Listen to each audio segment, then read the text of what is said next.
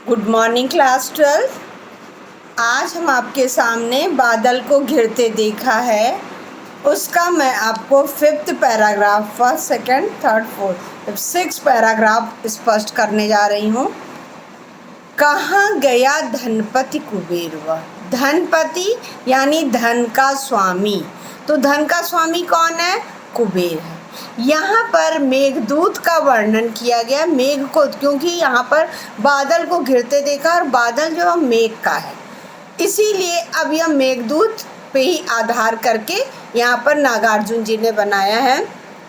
तो कहते हैं कि इन्हीं हिमालय पर्वत पर कुबेर की राजधानी है, लेकिन यहाँ आने पर मुझे वह कुबेर की राजधानी दिखाई नहीं दे रही है। इसलिए उन्होंने कहा, कहाँ गया धनपति कुबेर, अर्थात इस हिमालय पर्वत पर वह धन का स्वामी कुबेर हमें कहीं दिखाई नहीं दे रहा।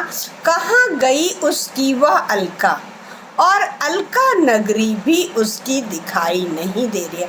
अर्थात इस हिमालय पर्वत पर मानसरोवर झील, अनेक पहाड़ी चट्टानों इत्यादि सब कुछ तो दिखाई दे रहा है, लेकिन उस कुबेर का जो कालिदास ने वर्णन किया है कि जो उसने यक्ष को शाप दिया था, अलका नगरी, वह अलका नगरी भी नहीं दिखाई दे रही है, और न तो वह धन का स्वामी कुबेर ही दिखाई दे रहा है।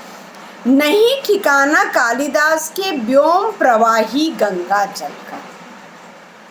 नहीं ठिकाना कालिदास का। कालिदास ने मेघदूत में जो वर्णन किया है वो ये किया है कि जो गंगा जल यानी जो गंगा की धारा है वह व्योम, व्योम माने आकाश से प्रवाहित हो रही है। तो आकाश से प्रवाहित होने वाली गंगा की धारा भी जो कालिदास ने वर्णन किया है वह नहीं ठिकाना यानी नहीं दिखाई दे रही है।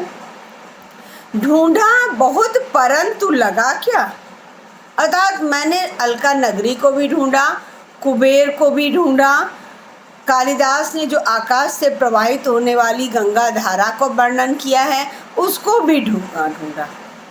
अंत में क्या कहते हैं, मेघदूत का पता कहीं पर, किंतु मुझे कहीं भी जो मेघ को दूत बना करके कालिदास ने वर्णन किया है वह कहीं भी दिखाई नहीं दिया।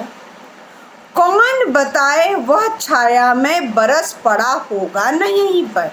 अब उन्होंने कहा छोड़ो, जब अलका नगरी भी नहीं मिल रही है, कुबेर भी नहीं मिल रहा है, न तो आकाश से प्रवाहित होने वाली गंगा की धारा मिल रही है, न तो मेघ को जो दूध बना करके भेजा गया है वह भी हमें नहीं दिखाई दे रहा।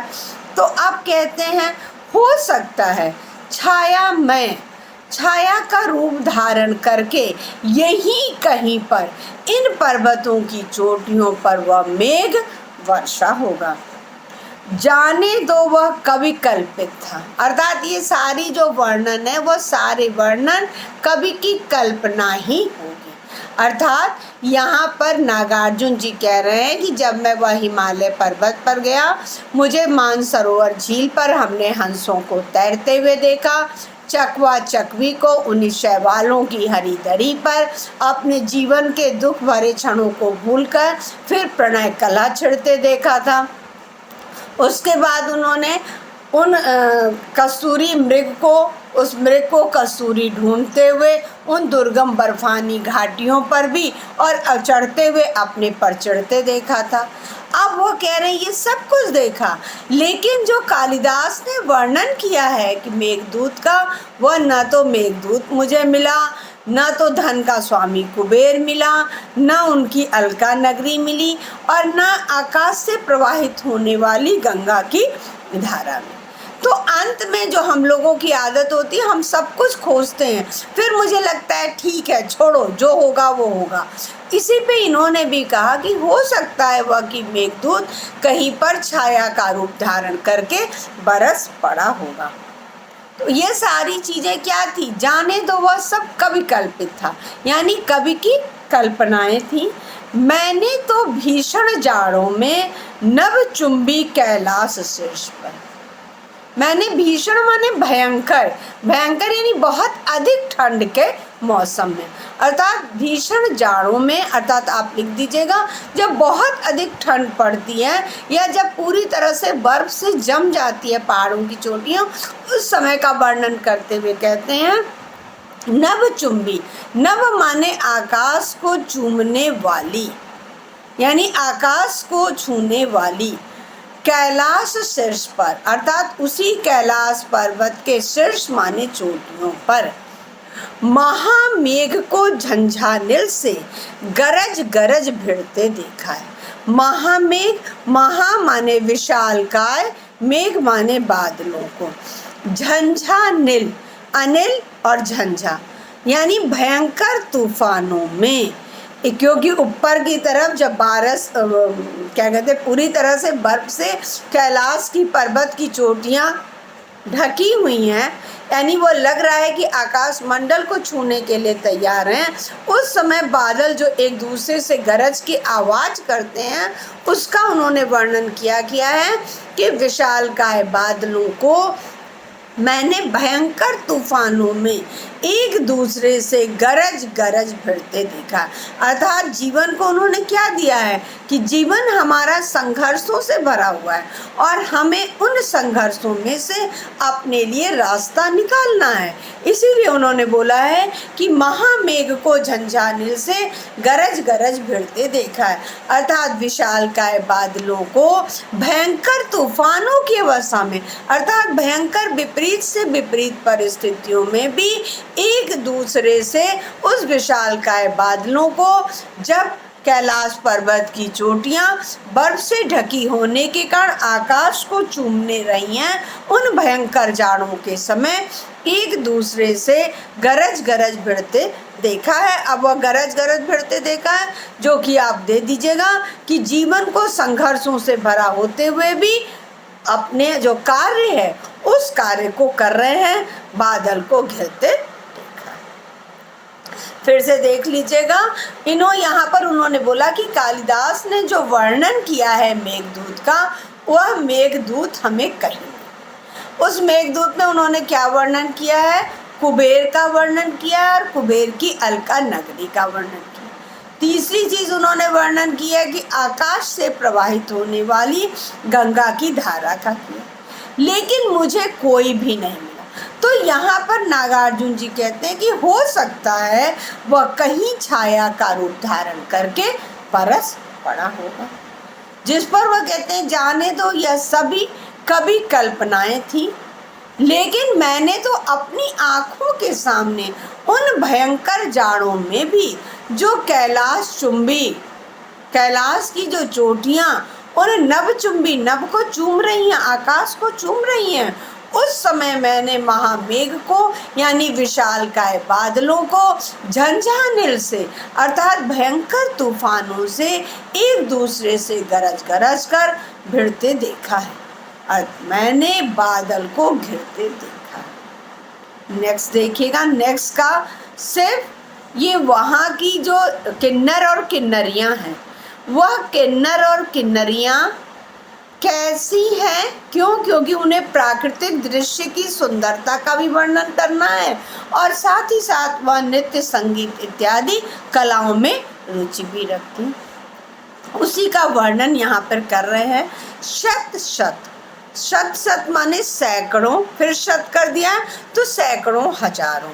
निर्झर और निर्झरणी, निर्झर माने झरने, निर्झरणी माने जो छोटे झरने, तो आप ये कह दीजिएगा कि सैकड़ों हजारों जो छोटे बड़े झरने हैं। कल माने आवाज, मुखरित यानी कोलाहल से पूर्ण हो रही है। कौन है, देवदारू कानन, अर्थात उस कानन में क्या हो रहे हैं, पहली चीज उस कानन में देवदार के वृक्ष हैं और जो सैकड़ों हजारों छोटे बड़े झरनों की आवाज है, उस आवाज से वह जंगल कैसा हो रहा है, मुखरित यानी कोलाहल से पूर्ण हो रहा है। शोणित धवल भोजपत्रों से छाई हुई कुटी के भीतर, शोणित माने लाल रंग के, धवल माने सफेद रंग के, भोजपत्रों यानी भोज के जो बड़े बड़े पत्ते होते हैं, उन पत्तों से ही जो कुटिया बनाई गई है। तो अब वह कैसी है कुटिया जो है, वह भोजपत्र कैसे हैं, शोणित और धवल है। क्यों? क्योंकि कुछ पत्ते तो सूख गए हैं, सूखने के कारण वह लालिमा को लिए हुए हैं, और कुछ हरे, कुछ श्वेत रंग के हो गए। तो इसीलिए उन्होंने बोला है कि शोणित और धवल, अर्थात लाल एवं सफ़ेद, धवल माने स्वच्छ या श्वेत रंग के भोजपत्रों से छाई हुई अर्थात बनाई हुई कुटी के भीतर, कुटी के अंदर रंग बिरंगे और सुगंधित फूलों से कुंतल को साजे। कुटी के भीतर कौन है? किन्नर और किन्नरियां हैं। वह किन्नर और किन्नरियां किस प्रकार के पहनावे को धारण किए और क्या किए हैं, इसको वह वर्णन कर रहे हैं। कैसे हैं? सुगंधित फूलों, रंग बिरंगे और सुगंधित फूलों, दो विशेषण दे दिया है कि वह रंग बिरंगे, वह फूल कैसे हैं? अनेक रंगों के हैं, और साथ ही साथ वह सुगंधित फूल। उनसे उन्होंने क्या किया है? कुंतल अर्थात अपने बालों को सजाया हुआ है। अर्थात उस कुटी के भीतर जो शोणित धवल भोजपत्रों की कुटी बनाई गई थी, उस कुटी के अंदर कोई बैठा हुआ है, और उसने क्या किया है? रंग बिरंगे और सुगंधित फूलों से अपने कुंतल अर्थात बालों को सजाया हुआ है। इंद्र नील की माला डाले, शंख सरीखे सुघड़ गले। इंद्र नील एक मणि है, और उस मणि की माला डाले हुए हैं, अर्थात उन्होंने अपने गले में क्या किया? बालों के लिए तो उन्होंने बता दिया ना कि रंग बिरंगे और सुगंधित फूलों से अपने बालों को सजाए हैं। दूसरी तरफ अब उनके गले में माला है, वह माला किसकी है? इंद्र नील की माला डाले, और उनके गले कैसे हैं? शंख के सरीखे, शंख के समान, सुघड़ माने सुंदर, गलों में, अर्थात उनके गले की दो विशेषता हो गई है। एक हो गई है शंख के समान सुंदर, और दूसरी हो गई है सुघड़ माने सुंदर गलों में उन्होंने क्या डाला है? इंद्रनील मणि की माला को डाला है। कानों में कुबले लटकाए, और कानों में उन्होंने क्या किया? कुबले कहते हैं कुमुदनी को, कुमुदनी को उन्होंने अपने कानों में लटकाया, पहना हुआ है। अर्थात जो कानों में कुंतल पहनना है आभूषण के रूप में, उन्होंने क्या किया है? कुबले यानी कुमुदनी को सजाया हुआ है। शतदल लाल कमल बेणी में, बेणी माने चोटी में, शतदल, शत माने सैकड़ों, दल माने पंखुड़ियों वाले, सैकड़ों पंखुड़ियों वाले लाल कमल को उन्होंने बेणी में सजाया है। यहीं तक हम आपको कराते हैं, इसको फिर से कर देते हैं। शत शत निर्झर निर्झरणी कल, अर्थात वह कानन, सेकंड लाइन में देखिएगा, देवदारू कानन में, कानन अर्थात जंगल में क्या है?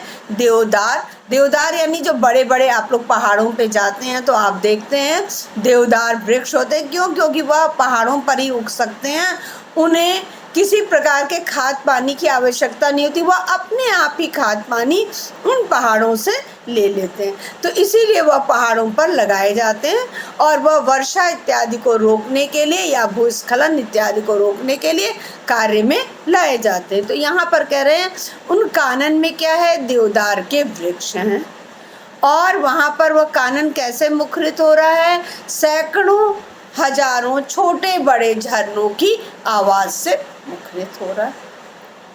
अब उस कानन में क्या? एक कुटी है, और वह कुटी कैसी है? शोणित धवल भोजपत्रों से छाई हुई कुटी के भीतर लाल एवं सफ़ेद रंग के भोजपत्रों से बनाई हुई कुटी के अंदर रंग बिरंगे और सुगंधित फूलों से कुंतल को साजे, अर्थात अपने बालों को उन्होंने रंग बिरंगे और सुगंधित फूलों से सजाया हुआ है। इंद्रनील की माला डाले, शंख सरीखे सुघड़ गले में, शंख के समान सुंदर गलों में उन्होंने इंद्रनील मणि की माला को डाला हुआ है। कानों में कुबले लटकाए, और उन्होंने कानों में आभूषण के रूप में कुबले यानी कुमुदनी को लटकाए पहना है। शतदल लाल कमल बेड़ी में, और बेड़ी अर्थात चोटी में शतदल यानी सैकड़ों पंखुड़ियों वाले लाल कमल को उन्होंने अपनी चोटी में खोसा हुआ है अर्थात लगाया। यहीं तक हम आपको करा रहे हैं, आप रिवीजन कर लीजिएगा। क्योंकि जो नेक्स्ट क्लास होगी वो जो मुझे ये 7-8 लाइन है वो कंप्लीट कराएंगे, और साथ ही साथ मैं आपका पूरा रिवीजन भी यहाँ पर करा दूँगी। और क्लास 12th आप जो है अब जो तैयार होगा, क्योंकि ये आखिरी चैप्टर है, और अब इस आखिरी चैप्टर का आपका पूरा कर दिया गया है। हाफ ईयरली एग्ज़ाम में बादल को घिरते देखा है आपका नहीं डालेंगे, बल्कि अभी तक के जितने चैप्टर हैं जिनमें से एक चैप्टर तुलसीदास के पद आपका एग्ज़ाम में नहीं आएगा। क्योंकि काउंसिल ने वह हटा दिया है, और ये आपका लास्ट चैप्टर मैं प्रीलिम्स के लिए रखूँगी, और ये इम्पॉर्टेंट भी है, जिसके कारण आप इसको पॉइंट्स में अगर तैयार कर लीजिएगा तो वह आपके लिए ज़्यादा अच्छा है।